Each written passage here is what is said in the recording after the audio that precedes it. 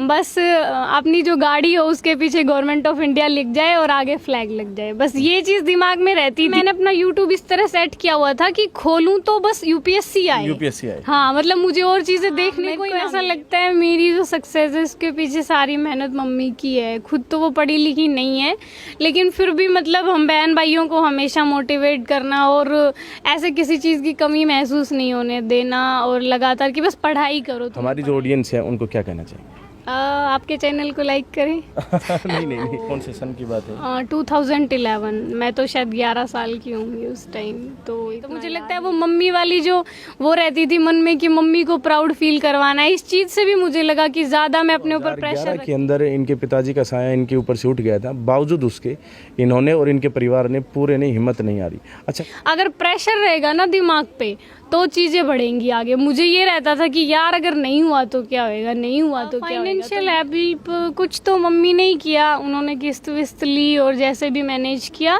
और मैंने ट्यूशन भी पढ़ाया बच्चों को, स्कूल भी ज्वाइन किया पढ़ाने के लिए, पार्ट टाइम के लिए 3-4 घंटे के लिए मैं स्कूल में जाती थी, देन अपना पढ़ लेती थी घर आके। और छोटी सिस्टर है उसने भी ट्यूशन्स किए, तो इस तरह से मैंने इसकी चीज़। हेलो फ्रेंड्स, कैसे हैं आप सभी? मैं Shamsher Kaushik India news point पर आपके समक्ष एक बार फिर से उपस्थित हूँ।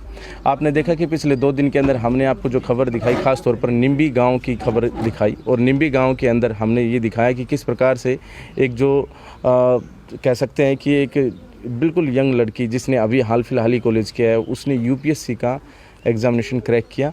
और बैकग्राउंड में आपको दिखाई पड़ रहा होगा जो घर है, वो घर किस प्रकार का घर है। मात्र एक रूम जिसके अंदर उनका रहना सोना पढ़ना जो भी था। इतने संघर्ष के बाद वो पहुंची यूपीएससी क्रैक करने के लिए, और यूपीएससी क्रैक भी किया और पहले ही चांस में किया और बिना किसी कोचिंग के। ये सब चीज़ें हमने यहाँ पर जानी थी और हमने आपको इनका घर भी दिखाया, गांव वाले से बातचीत भी करवाई और इनकी माताश्री से बातचीत करवाई। बाकी फ़िलहाल हमारे साथ दिव्या तंवर जो हैं, जो अभी आईपीएस बनी हैं, इनसे मुलाकात करने के लिए हमारे साथ बनी हुई है। इनसे मुलाकात करेंगे, आप बने रहिए हमारे साथ इंडिया न्यूज़ पॉइंट पर। दिव्या तंवर, सबसे पहले आपको बताइए। Thank you. आपने अपने गांव घर का नाम काफ़ी रोशन किया है, क्या कहेंगे यहाँ इस संघर्ष के बारे में? मैं बस यही कहूँगी कि जिस मेहनत से, जिस डेडिकेशन से मैंने किया, वैसे अगर कोई भी बच्चा चाहे तो वो कर सकता है। अच्छा, ये लाइन कल भी इन्होंने अपने मंच पर बोली थी कि अगर मैं कर सकती हूँ तो कोई भी कर सकता है। जी, कल एक सम्मान समारोह यहाँ पर हुआ था, उसकी भी खबर आप हमारे चैनल पर देख सकते हैं।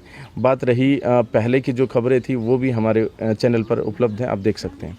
बाकी आज हम बातचीत करेंगे दिव्या तंवर से कि जो यूपीएससी है इसका विचार ही सबसे पहले दिमाग में क्यों आया, क्योंकि इलाके के अंदर, हरियाणा के अंदर ख़ास तौर पर सरकारी नौकरी को महत्व दिया जाता है। सरकारी नौकरी में क्या पद हो इसको कम महत्व दिया जाता है। तो इन्होंने थोड़ा सा बड़े पद की तरफ ही, यानी यूपीएससी जैसे एग्जामिनेशन की तरफ ही रुख क्यों किया? इसके पीछे ये है कि स्कूल में कभी एक बार चीफ गेस्ट बन के आए थे एसडीएम सर, तो उनका जो पावर देखा और उनका इतना रेस्पेक्ट हुआ स्कूल में, उन्होंने जैसे मोटिवेट किया बच्चों को, तो उस टाइम लगा कि हाँ हमें भी बनना है, एसडीएम बनना है हमें भी। उसके बाद जैसे जैसे बड़े हुए कॉलेज में आए तो थोड़ा सा सिलेबस देखा और यूट्यूब से भी, नेट से जो भी इंफॉर्मेशन मिली, तो लगा कि हाँ भाई यूपीएससी करना चाहिए। तो दिमाग में रहा कि हाँ हमें भी यूपीएससी करना है। यूपीएससी करना है। बाकी एसडीएम एचएएस अधिकारी होंगे वो तो? हाँ वो तो, लेकिन आईएएस में भी पहले एसडीएम के लिए 2 साल की ट्रेनिंग होती है जिनको आईएएस मिलता है। ओके। अच्छा, ये जैसे आपने पढ़ाई कहाँ से करी, बताएंगे एक बार? स्कूल और कॉलेज दोनों? स्कूल तो मैंने अपना नवोदय से किया है 6 से 12। उसके बाद कॉलेज यहीं गवर्नमेंट कॉलेज महेंद्रगढ़ से किया है, बीएससी अपनी ग्रेजुएशन। और ग्रेजुएशन के बाद मैंने अपनी प्रिपरेशन स्टार्ट कर दी थी, 1-1.5 साल की प्रिपरेशन, और उसके बाद सीधा यूपीएससी। सिर्फ 1-1.5 साल की प्रिपरेशन? हाँ, बीएससी के बाद स्टार्ट किया था, तो मेरी बीएससी हुई और अब 1.5 साल 2 साल हो गए हैं। प्रिपरेशन करते समय कोई कोचिंग करी किसी प्रकार की? कोचिंग तो नहीं, लेकिन हाँ ऑनलाइन जो भी टॉपिक्स मुझे समझ में नहीं आते थे, मैंने यूट्यूब से या अकेडमी से या जो भी प्लेटफॉर्म अवेलेबल थे उनसे अपने कॉन्सेप्ट क्लियर किए। अच्छा, यानी लॉकडाउन के बाद आप अपनी जो तैयारी शुरू करने गए थे? नहीं, लॉकडाउन में स्टार्ट कर रही थी। हाँ, लॉकडाउन में शुरू की थी, उसके बाद 1 साल का तो ये पूरा प्रोसेस ही होता है। हाँ। तो उस टाइम स्टार्ट की थी और देन अभी तक। बहुत अच्छी बात है। अच्छा, कोचिंग भी नहीं करी, और बाकी प्रयास आपका कौन सा था, पहला दूसरा? नहीं, फर्स्ट अटेम्प्ट था मेरा। फर्स्ट अटेम्प्ट था, हाँ पहले ही प्रयास में। हाँ सर, पहले। ये मोटिवेशन कैसे आया कि मतलब कि इतना ज़्यादा मेहनत करके फर्स्ट अटेम्प्ट में ही और यूपीएससी का एग्ज़ाम क्रैक करना है? ऐसे यूपीएससी के कई प्रीवियस टॉपर्स रहे हैं जिन्होंने फर्स्ट अटेम्प्ट में ही किया है, तो मुझे भी यही लगता था कि फर्स्ट अटेम्प्ट में हो जाएगा। पहले तो लोग ऐसे ही कहते थे, नहीं यार यूपीएससी तो पंचवर्षीय योजना है, ऐसे नहीं होता है। लेकिन कई बच्चे थे ऐसे एग्जाम्पल्स कि उन्होंने फर्स्ट अटेम्प्ट में किया, तो मुझे लगा कि हाँ, फर्स्ट अटेम्प्ट में मेरे को भी फर्स्ट अटेम्प्ट में ही करना है, इस बार ही लेना है। अच्छा, कौन सी रैंक आई अपनी? मेरी 438 है। अच्छा, इसमें क्या कैडर मिलने की संभावना है, जैसे आईपीएस की? और शायद आईपीएस की संभावना है या फिर आईआरएस की है। अच्छा। क्योंकि ईडब्ल्यूएस है मेरे पास, तो प्रोबेबली आईपीएस ही। अच्छा, और जैसे आपने बताया कि यूट्यूब पर या अकेडमी वगैरह पर पढ़ाई करते थे आप, तो किन टीचर्स को फॉलो करते थे या कौन सी बुक्स पढ़ते थे? बुक्स तो जो टॉपर्स ने रिकमेंड की स्टार्टिंग में, जब मैंने प्रिपरेशन अपनी स्टार्ट की, जैसे जो स्पेसिफिक बुक्स होती हैं, स्टैंडर्ड बुक्स हर सब्जेक्ट की, पॉलिटी के लिए जैसे लक्ष्मीकांत है, या मतलब हर सब्जेक्ट की अपनी यूपीएससी में स्टैंडर्ड बुक्स होती है, हमें हर सब्जेक्ट की 2-3 बुक्स तो पढ़नी होती हैं, तो वहीं से, और एनसीईआरटी से। और यूट्यूब पे ऐसा नहीं था कि कोई स्पेसिफिक टीचर था, लेकिन हाँ, मैंने जो भी जहाँ से अच्छा मिलता था मटेरियल, मैं वहीं पे कर लेती थी, अपना कोई वेबसाइट हो या फिर कोई टीचर हो उसके थ्रू।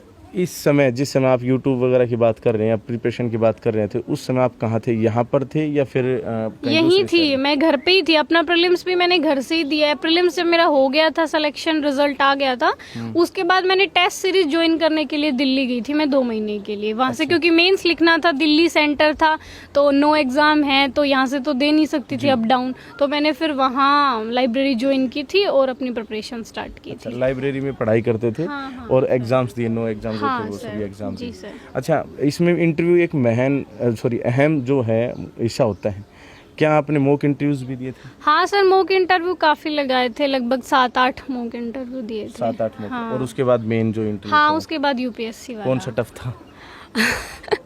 मुझे ऐसा लगता है मॉक इंटरव्यू ज़्यादा टफ थे। वो बच्चे को पहले ही इस तरह से प्रिपेयर कर देते हैं कि वहाँ पे जाके आप मतलब ऑलरेडी इतना प्रेशर झेल चुके हो मॉक्स में कि यूपीएससी में जाके आपको ऐसा ना लगे कि भाई वहाँ पे, और यूपीएससी में एकदम मतलब कंफर्टेबल फील करवाते हैं वो, ऐसा बिल्कुल भी नहीं कि आपको डराएंगे, मतलब आराम से रिलैक्स करेंगे कि आपको नहीं आता तो कोई बात नहीं, कोई ऐसा नहीं कि हमें सब कुछ ही आता है, लेकिन ऐसे ही क्वेश्चन पूछते हैं कि आप आराम से जवाब दें, और कोई फैक्चुअल पूछते नहीं है, वो सारे सिचुएशनल पूछते हैं कि अगर ऐसा हो जाए तो आप क्या करेंगे, ऐसा हो जाए, तो उनमें तो आंसर्स देने ही होते हैं। अच्छा, बात करें हमारे आम जनता की, तो आम जनता में हमारे साथ सबसे ज़्यादा युवा जुड़े हुए हैं। जो ज़्यादा से ज़्यादा युवा जुड़े हुए हैं, तो ज़्यादा से ज़्यादा युवाओं में से आप हो सकता है कि कुछ % युवा ऐसे हों जो आपसे प्रेरित होकर यूपीएससी की तैयारी करने चल पड़े।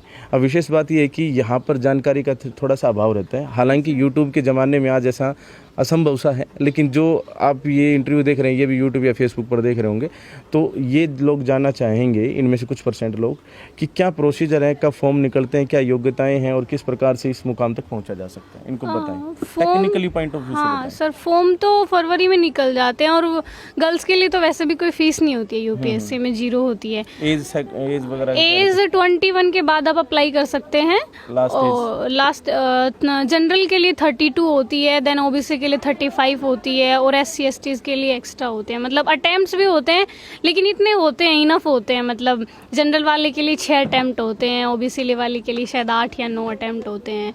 और उसके बाद प्रीलिम्स होता है हमारा। प्रीलिम्स तो सिर्फ क्वालिफाइंग होता है, क्योंकि भाई इतने बच्चे हैं, तो बस वो तो सिर्फ सेलेक्ट करने के लिए होता है कि लाखों में लोग भरेंगे, तो फिर उनमें से हमें 1000 चूज करने हैं। तो इस वजह से प्रीलिम्स होता है, जिसमें एक जीएस का पेपर होता है, एक सीसेट का पेपर होता है। उसके बाद वो क्वालिफाई हो जाता है, देन मेंस होता है। मेंस में हमारे 4 तो जनरल स्टडीज़ के पेपर होते हैं, उनका सिलेबस होता है डिफाइन कि आपका उन्हीं में से एग्ज़ाम आएगा। जैसे हिस्ट्री का होता है, फिर पॉलिटिकल साइंस का होता है, देन इकोनॉमी का होता है, देन 4th वाला हमारे इथिक्स वैल्यूज़ होती हैं, जो मोरल वैल्यूज़ उनके लिए होता है। और 2 पेपर हमारे ऑप्शनल के होते हैं, वो हमें चूज़ करना होता है अपने हिसाब से, जो भी ऑप्शनल सब्जेक्ट हमें अच्छा लगे। तो एक ऑप्शनल सब्जेक्ट चूज़ करना होता है, इसके 2 पेपर होते हैं। देन एक इंग्लिश का पेपर होता है, एक हिंदी का पेपर होता है, वो क्वालिफाइंग होते हैं, हमें क्वालिफाई करना होता है बस उनमें। और एक पेपर ऐसे का होता है।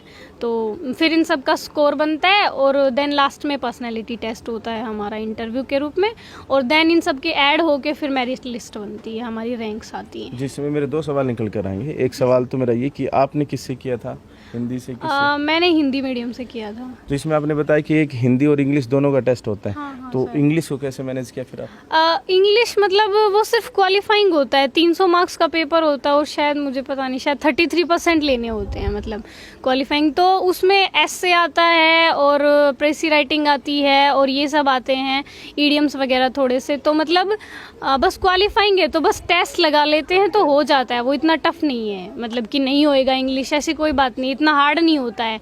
मतलब अगर हम टेस्ट सीरीज अच्छे से 2-3 कर लेंगे इंग्लिश की तो देन हो जाएगा, उससे घबराने वाली कोई ज़रूरत नहीं है। तो ये तो रही सब्जेक्टिव या टेक्निकल बातें। बाकी बात करें यहाँ की जो आम जनजीवन आपने यहाँ पर जिया, इस आम जीवन के अंदर मैं देख रहा हूँ कि मैं यहाँ पर मैंने अपने चैनल पर पूरा दिखाया भी है कि मात्र एक रूम और वो भी छत पर, और आपका परिवार में जैसे आपके छोटे बहन भाई भी हैं, आपकी माताश्री भी हैं, यहीं पर रहना, यहीं पर पढ़ना, यहीं पर सोना। मतलब ऐसा होता है कि कई बार जैसे हम कल डिस्कस ही कर रहे थे, कैमरामैन साथी जो मेरे पास ये कह रहे थे कि ऐसे जगह पे रह के तो वैसे ही आदमी सोचे कि भाई क्या करें, हम तो कुछ कर ही नहीं सकते, कुछ इस तरह की भावनाएं, नेगेटिव भावनाएं आ जाती हैं। कैसे अपने आप को प्रेरित रखें? वो तो होता ही था, कभी कभी ऐसा लगता ही था कि यार जो फैसिलिटीज़ दूसरों के पास है वो हमारे पास नहीं, जैसे गर्मी में या फिर सर्दी में ये सब होता ही था। लेकिन मैंने कभी ऐसे नहीं सोचा कि मेरे पास नहीं है तो मैं नहीं करूँगी। मेरे को ये लगता था कि शायद भगवान जी चाहते हैं स्ट्रगल करवाना, इसलिए मैंने थोड़ा, घर वालों ने भी सपोर्ट किया अच्छे से, कोई काम नहीं करवाया कि बस पढ़ाई के लिए आपको पढ़ाई करनी है, पढ़ाई करनी है। मम्मी ने सपोर्ट किया और मैंने खुद भी मैनेज कर ली वो चीज़ें कि हाँ करना ही है। मेरे को ये लगता था कि थोड़े दिन की तो बात है, थोड़े दिन की तो बात है, तो बस यही सोच रख के अपने आप को मोटिवेट रखा। थोड़े दिन की तो बात है, बाकी फिर तो गवर्नमेंट ऑफ इंडिया लिखा मिलेगा। हाँ, क्योंकि कल सम्मान समारोह जो इनका हुआ उसके अंदर इन्होंने गवर्नमेंट ऑफ इंडिया के बारे में भी जिक्र किया। हाँ, मैंने यही बोला कि मेरे दिमाग में यही रहता था कि बस अपनी जो गाड़ी हो उसके पीछे गवर्नमेंट ऑफ इंडिया लिख जाए और आगे फ्लैग लग जाए, बस ये चीज़ दिमाग में रहती थी कि ये रखना है। बस वहाँ पे लाइब्रेरी में भी था, मतलब कि यही मेरे को रखना है कि गवर्नमेंट ऑफ इंडिया चाहिए पीछे और आगे फ्लैग चाहिए अपनी गाड़ी पे। तो बस इस चीज़ से मोटिवेशन मिलता रहा। लेकिन मोटिवेशन तो आपका इंटरनल और मेंटल लेवल पर था। लेकिन बात करें फाइनेंशियल हेल्प, तो फाइनेंशियल हेल्प कैसे हुई? फाइनेंशियल हेल्प कुछ तो मम्मी ने ही किया, उन्होंने किस्त विस्त ली और जैसे भी मैनेज किया। और मैंने ट्यूशन भी पढ़ाया बच्चों को, स्कूल भी ज्वाइन किया पढ़ाने के लिए, पार्ट टाइम के लिए 3-4 घंटे के लिए मैं स्कूल में जाती थी, देन अपना पढ़ लेती थी घर आके। और छोटी सिस्टर है उसने भी ट्यूशन्स किए, तो इस तरह से मैनेज की चीज़ें हमने। पिताजी के बारे में बताएं कुछ। ज़्यादा कुछ तो याद नहीं है, छोटे थे उस टाइम हम तो। कौन से सन की बात है? 2011, मैं तो शायद 11 साल की होंगी उस टाइम, तो इतना याद नहीं है कुछ। 2011 के अंदर इनके पिताजी का साया इनके ऊपर से उठ गया था, बावजूद उसके इन्होंने और इनके परिवार ने पूरे ने हिम्मत नहीं हारी। अच्छा, कल सम्मान समारोह के अंदर एक मधु मैम करके दिखाई पड़ी और उनके बारे में भी काफ़ी मंच से बोला गया। और दूसरा ये भी कि आपने बताया था कि 6 से ऊपर आप नवोदय में गए थे, 1st to 5th में कहाँ था? हाँ, वहीं मैंने अपनी 5th मतलब जो प्राइमरी स्कूलिंग है वो यहीं से मन्नू स्कूल से की थी। देन वहाँ से मैम ने फॉर्म फिल करवाया नवोदय का, हमें तो उस टाइम पता भी नहीं था ऐसा कुछ, मैम का ही सपोर्ट रहा, मैम ने ही फिल करवाया। और उसके बाद जब एग्ज़ाम दिया तो सिलेक्शन हो गया। मैम ने भी बहुत सपोर्ट किया है, मतलब फाइनेंशियल भी उन्होंने बहन भाइयों के लिए भी बहुत कुछ किया, मतलब फ़ीस वीस में कभी ऐसे नहीं कहा मतलब कि फ़ीस चाहिए या कुछ ऐसा। और मुझे भी स्कूल में इसीलिए, मतलब मैं जब स्कूल में पढ़ाती थी पार्ट टाइम, तो उन्होंने मुझे पूरी सैलरी दी, मतलब फ़ीस से कुछ नहीं, उन्होंने बोला कि तेरी मेहनत है तो सैलरी पूरी मिलेगी। तो मैम का तो वैसे भी बहुत सपोर्ट रहा है, फाइनेंशियल भी और इमोशनली भी, मेंटली भी वो बहुत सपोर्ट करती थी कि करना है। और उनका खुद का स्ट्रगल इतना रहा है, उन्होंने यहाँ के गांव मतलब स्कूल इस्टेब्लिश किया छोटा सा, फिर उसके बाद बढ़ा के। तो मैम से भी बहुत कुछ सीखा मैंने, वो स्ट्रगल करना और एक लेडीज़ होके इतना सब कुछ किया, तो वो मैम से भी सीखा है मैंने। जी। अच्छा, एक और बात, जहाँ हम बैठे हैं ये महेंद्रगढ़ ज़िले का निम्बी गांव है, लेकिन इससे कुछ दूरी पर ही जो पहले भिवानी का हिस्सा होता था लेकिन आज दादरी का हिस्सा है बलाली गांव, जहाँ पर गीता फोगाट, बबीता फोगाट और गोल्ड मेडल वगैरह लेकर आए CWG में, और उनके पिता ने उनको इस तरह के जो अचीवमेंट्स हासिल करने में पूरा सहयोग किया। दंगल मूवी बनी, यहाँ पर भी कभी बनेगी ऐसी बात नहीं है, ठीक है। और विशेष बात यहाँ पर ये कि वहाँ पर बबीता फोगाट थी, यहाँ पर आपकी माता श्री ही बबीता हैं, महावीर जी का रोल भी यही निभा रही है, ऐसा मेरे सुनने में आया, क्योंकि मैं कल यहाँ पर आया तो मैंने देखा कि मेन रोल आपकी माता जी का भी है। हाँ, मेरे को ऐसा लगता है मेरी जो सक्सेस है इसके पीछे सारी मेहनत मम्मी की है। खुद तो वो पढ़ी लिखी नहीं है, लेकिन फिर भी मतलब हम बहन भाइयों को हमेशा मोटिवेट करना और ऐसे किसी चीज़ की कमी महसूस नहीं होने देना, और लगातार कि बस पढ़ाई करो, तुम्हें पढ़ाई करनी है। तो मुझे लगता है वो मम्मी वाली जो वो रहती थी मन में कि मम्मी को प्राउड फील करवाना है, इस चीज़ से भी मुझे लगा कि ज़्यादा मैं अपने ऊपर प्रेशर रखती थी। अगर प्रेशर रहेगा ना दिमाग पे तो चीज़ें बढ़ेंगी आगे। मुझे ये रहता था कि यार अगर नहीं हुआ तो क्या होएगा, नहीं हुआ तो क्या होएगा। तो ये सोच के जब हम चलते हैं ना कि लेना ही है, इस बार लेना ही है, तो मुझे लगता है चीज़ें ज़्यादा हमारे फेवर में जाती हैं। श्रेय किसको देंगे, मतलब कुल मिला के? मम्मी को मम्मी को ही है सारा श्रेय। तो पूरी जो सफलता है उसका श्रेय इनकी माता जी को जाता है, अच्छी बात। अच्छा, एक और सवाल मेरा, इस उम्र में जो आपकी उम्र है अप्रोक्स 20-21 साल जो भी है, कॉलेज प्लस ही है बस, है ना, तो इस उम्र के अंदर ज़्यादातर गर्ल्स या बॉयज़ कोई भी हों, वो लोग मोबाइल पर ज़्यादा बिजी रहते हैं, चाहे वो गेम खेल रहे हों, चाहे हो सकता है वो मूवी देख रहे हों, चाहे फ़ोन पर बातचीत कर रहे हों। इन सब चीज़ों से, या फिर कह सकते हैं सीधा एक वन वर्ड में, मोबाइल से कैसे दूर रहे या मोबाइल का कैसे फ़ायदा उठाए? मैं ऐसे रखती थी कि मोबाइल जब यूज़ करती थी तो ऐसा तो नहीं है कि कुछ ही नहीं देखती थी। जब भी माइंड रिफ़्रेश करना होता था तो ऐसा नहीं है कि हमें बिल्कुल कट जाना है, कभी 10-15 मिनट के लिए हम भी देख सकते हैं। मैं कोई कॉमेडी देख लेती थी या ऐसी चीज़ें देख लेती थी, लेकिन मैं ये ध्यान रखती थी कि फ़ोन में ज़्यादा, मतलब आधे घंटे से ज़्यादा तो मैं वेस्ट बिल्कुल ना करूँ। मतलब चाहे मुझे ज़रूरी काम हो या कुछ भी हो, मैं हमेशा, मतलब मैंने अपना YouTube इस तरह सेट किया हुआ था कि खोलूं तो बस UPSC आए। हाँ, मतलब मुझे और चीज़ें देखने को ही ना मिले। मैं इतना जो मेरी जो सर्च लिस्ट थी उसमें भी, और जब खोलती थी YouTube तो उसमें UPSC आता था बस, और कुछ आता ही नहीं था। YouTube भी आपको रिकमेंड UPSC करता था? वो भी रिकमेंड ऐसे ही करते थे, क्योंकि मैं और चीज़ें सर्च ही नहीं करती थी। अगर आ भी जाती थी तो मैं वो डिलीट कर देती ताकि वो दोबारा मुझे रिकमेंड ना करे, मतलब मैं डाइवर्ट ना हूँ उन चीज़ों से। अच्छा, ये बातें रही सारी, लेकिन अभी जैसे जिस रैंक के अनुसार आपको जो भी पद मिलेगा, आगे क्या तैयारी, फ्यूचर प्लानिंग क्या? हाँ, मैं सोच रही हूँ इस बार तो ज्वाइन करना ही है। तो अगर IPS मिल जाता है फिर तो बस IAS ही बचता है एक, जो अगली बार भरेंगे। तो नेक्स्ट टाइम फिर से एग्ज़ाम देंगे अच्छी प्रिपरेशन के साथ, शायद प्रोबेबली IAS मिल जाए अगर मेहनत करेंगे तो। लास्ट सवाल, हमारी जो ऑडियंस है उनको क्या कहना चाहिए? आपके चैनल को लाइक करें। नहीं, ये क्या है कि हमारी ऑडियंस बहुत समझदार है, ऑलरेडी लाइक कर चुके होंगे और नहीं तो कर देंगे, ये कोई समस्या नहीं है। समस्या ये है कि जो हमारी जो यूथ है, मैंने बताया कि हमारी ज़्यादातर ऑडियंस जो है वो युवा है, मतलब कि 18 to 34 के लोग ज़्यादा देखते हैं, बहुत ज़्यादा, मतलब ये लगा लो कि 82% ऐसे लोग हैं, यूट्यूब हमें एनालिटिक्स देता है उसमें कि 82% लोग तो हमारे 18 से 34 साल के ही हैं व्यूवरशिप में। तो ख़ास तौर पर हमारा चैनल युवा है, ठीक है। हमारे युवाओं को, यूथ को क्या कहना चाहेंगे? मैं बस यही कहूँगी कि अपनी ज़िंदगी में एक एम फिक्स करना है और लगातार उसके लिए काम करना है। मैंने भी अपनी टेबल पे वो जो विवेकानंद जी का थॉट है वो लगा रखा था कि उठो और तब तक लगे रहो, अब जब तक प्राप्त ना हो, जब तक अपना लक्ष्य प्राप्त ना हो जाए। तो इसलिए मैं जब सोचती थी, पढ़ती थी, तो वही डेडिकेशन रहता था कि बस हो जाए, बस ये हासिल करना है, फिर देखना है। कभी भी फ्रेंड्स के साथ जाना होता था घूमने में, बोलती थी यार सिलेक्शन हो जाएगा फिर जाऊंगी। कहीं भी कुछ भी शॉपिंग या कुछ भी जाना होता था मैं यही बोलती थी यार सिलेक्शन हो जाए। कहती थी कि हाँ सब कुछ सिलेक्शन के बाद ही करना है। मैं हाँ सब कुछ सिलेक्शन के बाद ही करना है। तो बस वो डेडिकेशन होना चाहिए और पेशेंस होना चाहिए, भगवान पे भरोसा होना चाहिए। देखिए कितनी प्यारी और अच्छी बातें कही इन्होंने। हमसे काफ़ी छोटी है लेकिन मतलब कि इनकी सोच देखो कितनी आगे, तभी तो UPSC क्रैक कर दिया इन्होंने और फर्स्ट चांस में ही।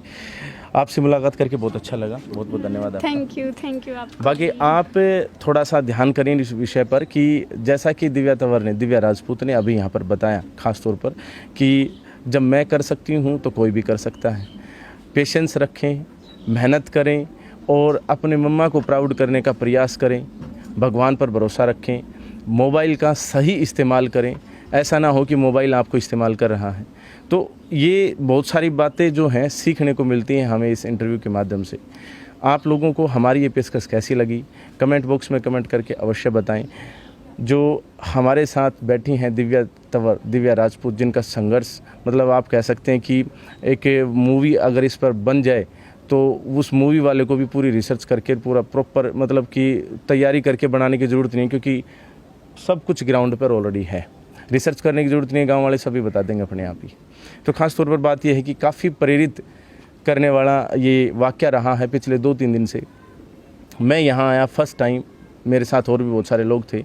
मैं स्वयं यहाँ के इस घर के इस बहना के जो अचीवमेंट से प्रेरित हुआ, वो मतलब मैं अंदाज़ा नहीं लगा सकता। आज की डेट में आप भी नहीं लगा सकते, क्योंकि मैं जब यहाँ पर आया फर्स्ट टाइम मैंने देखा, देखने के पश्चात कई देर तक तो मुझे ही समझ में नहीं आया कि ये हो कैसे सकता है। बाकी ये हुआ है और आपके अपने क्षेत्र के अंदर हुआ है, ज़िला महेंद्रगढ़ हरियाणा के अंदर हुआ है। वीडियो को ज़्यादा से ज़्यादा शेयर अवश्य कर दे, ताकि इस तरह से जो और जो बहन हैं, बिटियां हैं, गुड़ियां हैं या फिर कोई भाई भी है, बाकी लड़के पढ़ते तो कम हैं, लड़कियां ज़्यादा आगे जा रही हैं, लेकिन कोई भी जो देखे वो प्रेरित हो सके और वो अपने प्रयास जारी कर सके और इस तरह का सम्मान वो भी पा सकें, इस तरह के अचीवमेंट वो भी हासिल कर सकें। इंडिया न्यूज़ पॉइंट को इतना प्यार देने के लिए दिल की गहराइयों से बहुत बहुत धन्यवाद। जय हिंद, जय भारत।